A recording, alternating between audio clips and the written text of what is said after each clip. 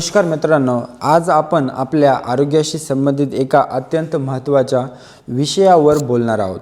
तो म्हणजे प्रोटीनची शरीरामध्ये असलेली कमतरता।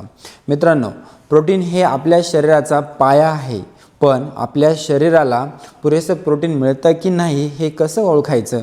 चला तर मग आज आपण जाणून घ्या अशी 5 मुख्य कारणे की जे शरीरामध्ये प्रोटीन कमतरता असल्याचे सांगतात। पहिलं लक्षण म्हणजे स्नायू कमकुवत होणे। प्रोटीन हे आपल्या स्नायूंचे मुख्य अन्न आहे। जर तुम्हाला कोणतंही कष्टाचं काम न करता स्नायूंमध्ये खूप जास्त वेदना किंवा अशक्तपणा जाणवत असेल किंवा तुमचे वजन आणि स्नायू कमी होत असतील तर हे प्रोटीनच्या कमतरतेचं सर्वात पहिलं आणि मोठं लक्षण असू शकतं। दुसरं लक्षण म्हणजे केस, त्वचा आणि नखांच्या समस्या। तुमचे केस खूप गळत आहेत आणि त्वचा कोरडी पडली आहे किंवा नखे वारंवार तुटत आहे। आपले केस, नखे आणि त्वचा केराटिन नावाच्या प्रोटीनपासून बनलेले असतात। त्यामुळे आहारामध्ये प्रोटीन कमी झाल्यानंतर याचा थेट परिणाम आपल्या सौंदर्यावर आणि केसांवर दिसून येतो। तिसरं लक्षण म्हणजे सतत थकवा जाणवणे। रात्री पुरेशी झोप घेऊ नये आणि व्यवस्थित जेवण करू नये। जर तुम्हाला दिवसभरामध्ये सतत थकवा, सुस्तपणा आणि ऊर्जा कमी असल्यासारखे वाटत असेल तर तुमच्या शरीरामध्ये प्रोटीन कमी असण्याची दाट शक्यता असू शकते। चौथे लक्षण वारंवार आजारी पडणे।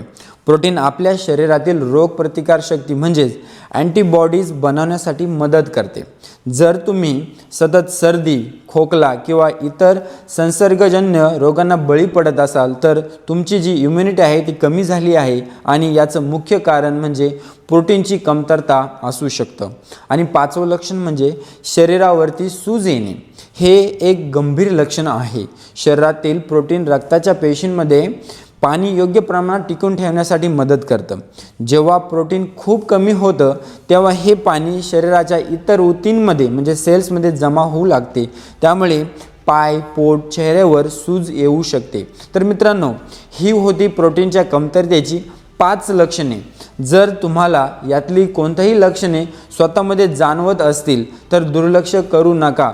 तुमच्या आहारामध्ये अंडी, दूध, डाळी, पनीर, सोयाबीन, मोड आलेली कडधान्ये यांसारख्या प्रोटीनयुक्त पदार्थांचा नक्की समावेश करा। हा व्हिडिओ माहितीपूर्ण वाटला असेल तर तुमच्या मित्रमैत्रिणींना किंवा कुटुंबासोबत नक्की शेअर करा। अशाच आरोग्यविषयक माहितीसाठी आमच्या चॅनलला सबस्क्राईब करायला विसरू नका। व्हिडिओ बघत असाल तर प्लीज लाईक करायला विसरू नका।